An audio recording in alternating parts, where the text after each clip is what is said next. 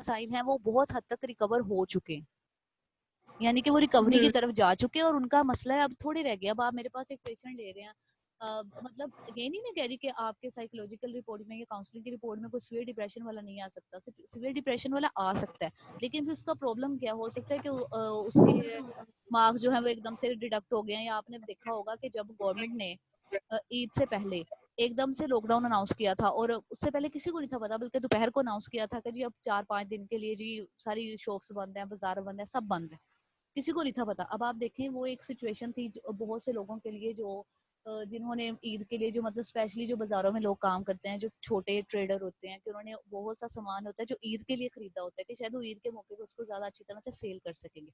अब उस सिचुएशन के अकॉर्डिंग एक अब आप उस पर्सन को ले रही हैं, अब उसकी सिचुएशन बहुत ज्यादा बड़ी है, इसकी वजह से उसका जो डिप्रेशन का स्कोर है हो सकता है उस वक्त वो बहुत ज्यादा सीवियर डिप्रेशन में आ रहा हो, लेकिन जैसे जैसे टाइम गुजरा अगर आप आज उसका स्कोर लेंगे तो हो सकता है वो बिल्कुल भी सीवियर डिप्रेशन में ना हो क्योंकि सब कुछ नॉर्मल हो गया।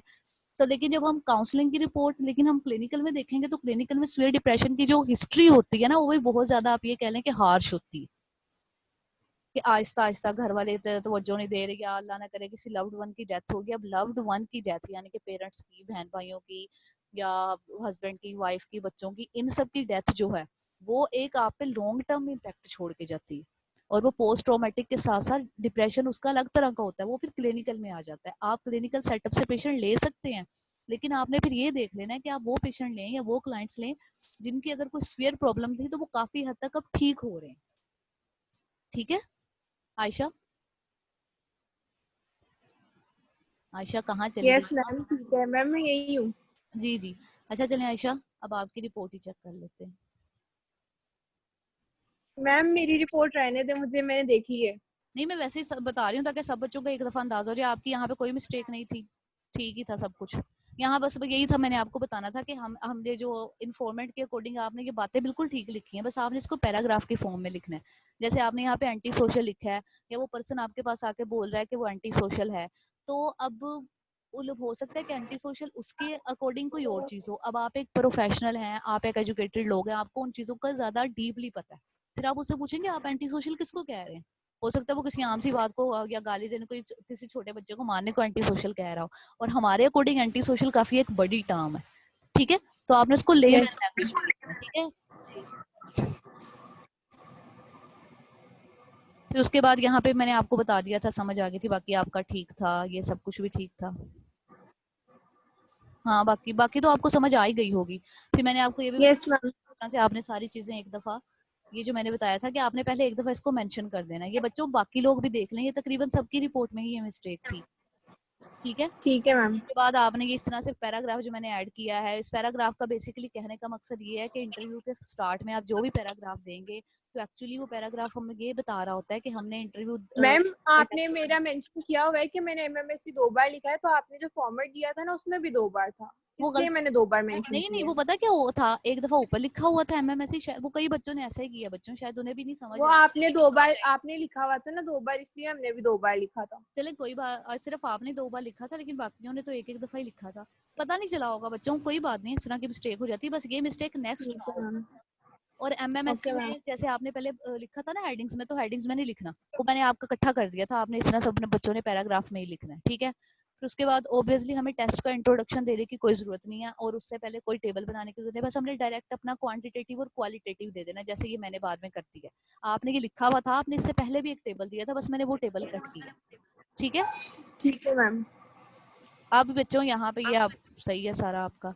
अच्छा बच्चों, जो आपने हाउस ट्री पर्सन का बनाया था, तो मैं आपको हाउस ट्री पर्सन का बता दूं कि आपको उसकी सिर्फ क्वालिटेटिव इंटरप्रिटेशन होती है, तो आपको ये टेबल में लिखने की जरूरत नहीं है, आप उसको सिर्फ क्वालिटेटिव बता दीजिए एक पैराग्राफ में लिख के। ठीक है, मैम वो मैंने ना सेपरेटली कर दिया था, लेकिन मैं कर दूंगी पैराग्राफ। ठीक है, आप इसको कर दीजिएगा। बाकी तो मैंने साथ साथ और तो कोई मिस्टेक नहीं थी, और बस मैंने ये बोला था कि सेशन बहुत ज्यादा लंबे हैं, सेशन के अंदर जो आप ये डीप ब्रीदिंग ये सब कुछ बता रही हैं, ये आपने ऊपर ही बता देने हैं, नहीं वैसे ऊपर ही बताए हैं। ठीक है मैम। ठीक है, चलें जी, यहाँ तक तो समझ आ ही गई होगी बच्चों आप सब लोगों को, जो बाकी देख रहे हैं तो वो भी देख लें। अच्छा जी, अब किसकी रिपोर्ट चले? मैम मैं लीव कर दूं, मुझे 1-2 काम है। जी जी आप कर दें बेशक। ओके। बस जिनकी अभी नहीं चेक हुई वो थोड़ा सब्र करें।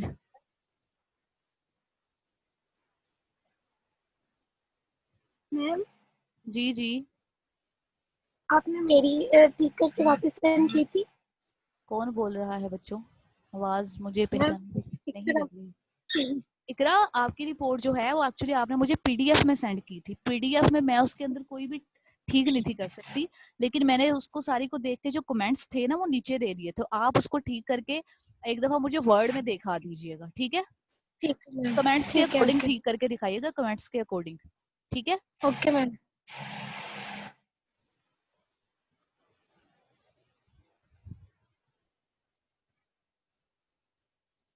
जी सहर, सहर केस रिपोर्ट जो है वो आपने सेंटर में लिखना है, ठीक है? जो आपको ये सामने नजर आ रहा है, बाकी बाकी यहाँ पे सही है, चीजें जा रही। ठीक है मैम। अच्छा ये देखो, ऑक्यूपेशन में ना हमने ये लिखना होता है कि वो काम क्या कर रहे हैं, ठीक है? अगर वो मतलब किसी के पेरेंट जो है वो अलाइव नहीं है या उनकी डेथ हो गई है, तो बस आप सिंपल लिख देंगे बोथ पेरेंट्स वर डेड, ठीक है? आइडेंटिफाइंग इन्फॉर्मेशन में हम लोगों ने यहाँ पे आइडेंटिफाइंग इन्फॉर्मेशन को इस तरह से हेडिंग दे के यहाँ पे हमने 3-4 लाइनों में, एक्चुअली पैराग्राफ में ये बताना होता है कि वो पर्सन जिसकी भी आप कर रहे हैं काउंसलिंग, यानी कि आप ये देख लें कि हमने अपने बायोडाटा को ही यहाँ पे पैराग्राफ फॉर्म में लिख देना होता है कि वो इतने बहन भाई हैं, वो इतने साल का है, वो इस फैमिली से बिलोंग करता है, और बस 3-4 लाइनों में बस आपने वो बता देना है।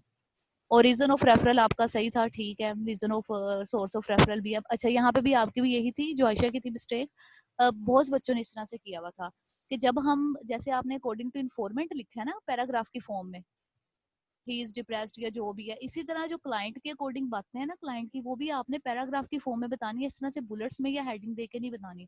और हम लोग जब क्लाइंट की बातें या क्लाइंट की कंप्लेंट्स बता रहे होते हैं ना बच्चों, तो वो हम उससे लेमैन लैंग्वेज में जैसे वो बोल रहा है उससे समझ के वैसे ही लिखते हैं, वहां पे हम कोई भी प्रोफेशनल लैंग्वेज का वर्ड नहीं यूज कर रहे होते। इवन अगर क्लाइंट क्लाइंट भी आपसे ये कह रहा है ना कि वो बहुत ज्यादा डिप्रेस है, तो आप उससे पूछते हैं कि डिप्रेस मतलब आपको क्या लगता है कि आप किस तरह से डिप्रेस हैं, किस बिहेवियर को आप डिप्रेशन कह रहे हैं? हो सकता है वो जिस बिहेवियर को डिप्रेशन समझ रहा हो वो डिप्रेशन हो ही ना, ठीक है? तो इस तरह से हमने उसकी बातें, एक आम पर्सन जिस तरह की बातें कर रहा होता है उसी लैंग्वेज में लिखनी है। समझ आ गई है सहर? इसको ठीक कर लीजिएगा, ये आपने इस तरह से पैराग्राफ में लिखना है इसको। हर पैराग्राफ के स्टार्ट में टैब देनी है। और मैं और सहर ये अब इसके फॉर्मेट जो है ना वो ठीक जा रहा है, आप इसकी पेज नंबरिंग बस कर दीजिएगा। अब इसी फॉर्मेट के अकॉर्डिंग आपने बाकी रिपोर्ट्स को भी इसी तरह सेट करना है। Okay ma'am. इसी तरह साइकोलॉजिकल असेसमेंट के स्टार्ट में ये आपने लाइन लिखनी है, ठीक है? जैसे आपने यहाँ इस तरह से ऐड करने के बाद आपने जो जो भी साइकोलॉजिकल असेसमेंट की है उन सबके यहाँ पे नेम मेंशन कर दिए, कर देने जैसे मैंने किए हैं, ठीक है? ये नेम ठीक मेंशन हम मैम। इसीलिए करते हैं कि आगे जाके तो हम ऑब्वियसली उसका रिजल्ट बताएंगे, लेकिन पहले हम नेम मेंशन कर देते हैं कि हम ये टेस्ट उस पर अप्लाई करने जा रहे हैं, ठीक है? उसके बाद ये देखें आपका इंटरव्यू आ गया है, रिजल्ट की हेडिंग देके इंटरव्यू स्टार्ट किया। इंटरव्यू के स्टार्ट में ये पैराग्राफ भी आपने हर रिपोर्ट में सेम एज इट इज ही कर देना है, लिखना है। फिर उसके बाद आपने ये सारा जो भी इंटरव्यू लिखना है लिखा है, ये ठीक है। उसके बाद मिनी मेंटल स्टेट है, तो एमएमएससी का हम लोग वो नहीं देते, तो बच्चों हेडिंग नहीं देते उसके पॉइंट्स की, हम उन सब पॉइंट्स को सिर्फ एक पैराग्राफ में लिख देते हैं। जैसे आपने बता दिया कि वो उसके आई कांटेक्ट ठीक था, उसकी आई जनरल ऑब्जर्वेशन भी ठीक थी, आईक्यू लेवल उसका ठीक काम कर रहा था, जो भी आई कांटेक्ट ठीक था, उसकी आप ये कह लें कि स्पीच नॉर्मल थी, वो सब बातें आपने सिर्फ इस तरह से पैराग्राफ में लिख देनी है। फिर आपने जो भी स्केल बताए हैं, स्केल से पहले मैं आपको बार बार बता रही हूँ, स्केल्स के जो और टेबल्स हैं कि जी उसकी जैसे बीडीआई में है कि जी सीवियर लेवल इतना है, माइल्ड लेवल इतना है, उस तरह के टेबल देने की आपको कोई जरूरत नहीं है, आपने सिर्फ डायरेक्ट रिजल्ट्स बताने हैं। जैसे मैंने यहाँ पे जो आपने पहले ठीक है टेबल दिया हुआ था मैम। ना वो कट किया और सिर्फ जो रिजल्ट वाला टेबल है वो रहने दिया, इसी तरह से आपने भी यही टेबल लिखना है और जी क्वालिटी मैम, मैं लिखना है, देख रही हूँ। ठीक है ना? इसी तरह से बीडीआई है, इसका भी सेम है। आपने किसी भी अपने टेस्ट का इंट्रोडक्शन कुछ भी नहीं देना, बस डायरेक्ट उसके इस तरह से रिजल्ट बता देने हैं, जैसे ये है। Okay ma'am. मैम ये जो टेबल्स हैं ये भी रहने देने हैं ना, जो अपने ऊपर हाँ छोड़े हैं? जी जी, ये सब कुछ ऐसे रहने देना, इसमें से मैंने जो चीजें हैं वो कट कर दी हैं, अब ये बिल्कुल ठीक है अब, ओके मैम। ठीक है? इसमें से आपने कुछ नहीं कट करना। आप एक दफा अपनी पुरानी रिपोर्ट चेक होने से जो पहले वाली है ना वो भी खोल के साथ साथ देखते जाइएगा कि मैंने कहाँ कहाँ से चीजें सेट की, आपको फिर ज्यादा समझ आ जाएगी। अब यहाँ पे ये सब कुछ ठीक जा रहा है, यहाँ पे कोई मिस्टेक नहीं है। अच्छा देखो, जब हम RISB में जो ये स्कोर होता है ना, ये सारा हमारा होता है क्वांटिटेटिव। क्वांटिटेटिव के अलावा ना RISB ना एक ट्रेड इंटरप्रिटेशन करता है, जिसको मैंने ये येलो कलर में ऐड किया है यहाँ पे। ये मैंने जो ऐड किया है ये मैंने आपको एज एन एग्जाम्पल दी है, ठीक है? आप इन सब सही चीजों मैम। को अपने क्लाइंट के अकॉर्डिंग करेंगे, आप देखेंगे आपके क्लाइंट ने हाँ। या इन क्वेश्चंस को किस किस तरह से रेट किया हुआ है, ठीक है? इसको सही मैम, ओके। इसी तरह आपने हेडिंग देनी है, जनरल एटीट्यूड की, फैमिली एटीट्यूड की, और अंदर जहाँ पे जो भी है, जहाँ पे मेरा कर्सर आपको नजर आ रहा होगा, यहाँ पे जो भी आपने लिखना है वो आपने अपने क्लाइंट के अकॉर्डिंग लिखना है, ठीक है। ठीक है मैम, समझ। फिर उसके बाद HFD है, ठीक है, HFD का सिर्फ इमोशनल इंडिकेटर है, बिल्कुल सही है। वो आगे आपका स्टैंडर्ड प्रोग्रेसिव मैट्रिसेस है। यहाँ पे स्टैंडर्ड प्रोग्रेसिव मैट्रिसेस में ये वाला जो ये है ना टेबल सहर, ये टेबल हमने ऐड नहीं करना, ठीक है।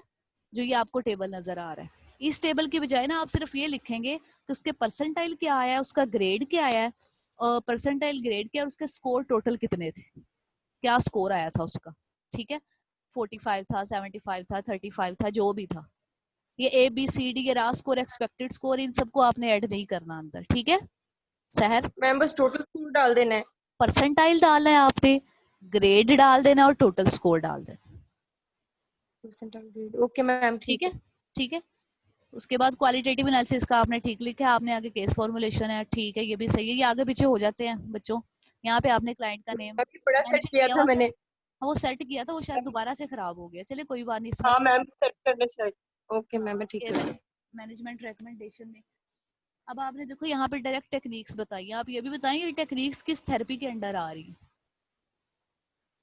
ठीक ठीक है है। मैम, मैं ऐड जैसे करूंगी जैसे इसमें। जेन्युइननेस है, तो वो कौन सी थेरेपी के अंदर जेन्युइननेस होती है, क्लाइंट सेंटर्ड थेरेपी में, हम एम्पैथी भी क्लाइंट सेंटर्ड थेरेपी में यूज करते हैं। तो इस तरह से पहले थेरेपी का नाम लेने के बाद उसकी टेक्निक बतानी है।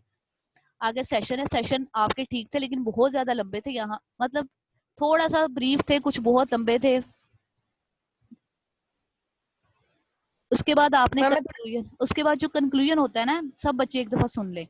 कंक्लूजन एक्चुअली पूरी रिपोर्ट का एक, आप ये कह लें कि समरी होती है। उसमें हम बताते हैं कि क्लाइंट की एज इतनी थी, पहली लाइन में बस ये बता देंगे, the client was 20 years old, 33 years old, he belongs to dash family, उसके ये प्रॉब्लम है, 2 लाइनों में आपने प्रॉब्लम बता देने हैं। उस प्रॉब्लम के बाद जो है आपने उस पर क्या क्या साइकोलॉजिकल असेसमेंट किया, उन असेसमेंट के सिर्फ नाम लिख देने कि आपने इंटरव्यू कंडक्ट किया है, MMSC किया है, BDI किया है, BI किया है, SPM किया है, जो भी किया है वो सब बताने के बाद आपने ये देख लेना है। और उसके बाद फिर आपने बता देना है कि उसके बाद आपने उसको ये थेरेपी जो है वो रेकमेंड की है, यानी कि 4-5 लाइन में वो कंक्लूजन सारा एंड कर देना, ठीक है सहर, क्लियर हो गया।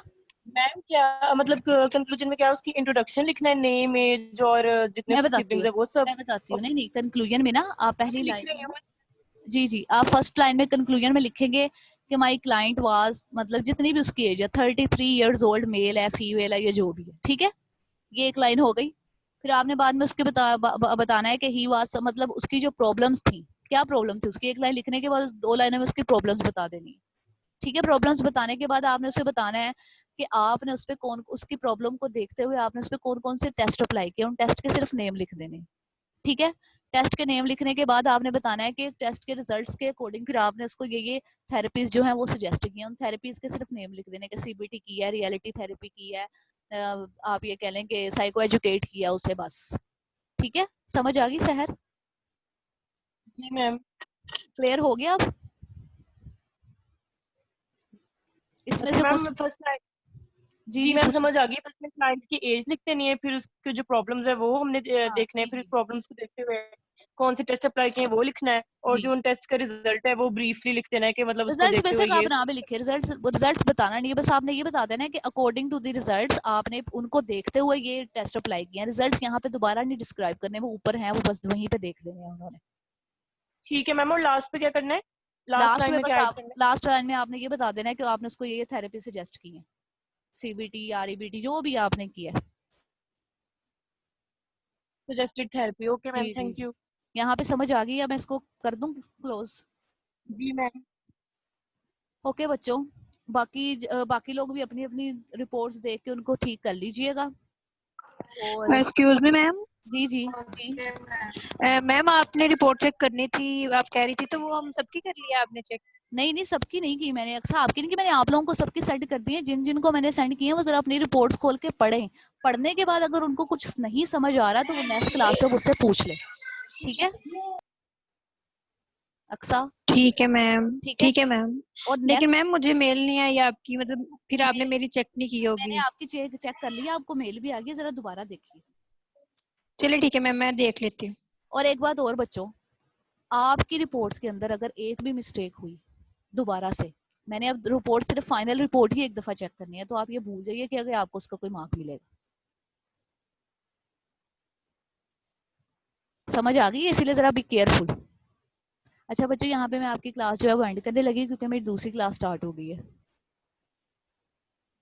Ma'am thank you so much ma'am, आपने इतना टाइम दिया हमें नहीं रिपोर्ट्स नहीं पे। बच्चों, कोई बात नहीं है, बस आप लोग अब इसकी वो वाली मिस्टेक दोबारा मत कीजिएगा, ठीक है। बाकी लोग भी हम साथ साथ चेक कर लेंगे, जिन जिन की नहीं हुई साथ साथ कर लिया करेंगे क्लास में एक दो रिपोर्ट्स। लेकिन आप एक दफा जिन जिनको मैंने सेंड कर दी है, तकरीबन सबको ही सेंड कर दी है, सिवाय उन लोगों के जिन्होंने मुझे अभी तक सेंड नहीं थी। कि सकीना लोग शायद सोए में थे, अब तो मैंने उनकी रिपोर्ट बिल्कुल ही चेक करनी, जिन्होंने मुझे टाइम पे सेंड ही नहीं की। तो प्लीज अब आप इनको करिए, और जो भी ना समझ आए फिर दोबारा से मुझसे पूछ लीजिएगा। ओके बच्चों, अल्लाह हाफिज। अल्लाह हाफिज़ मैम। ओके मैम, अल्लाह हाफिज।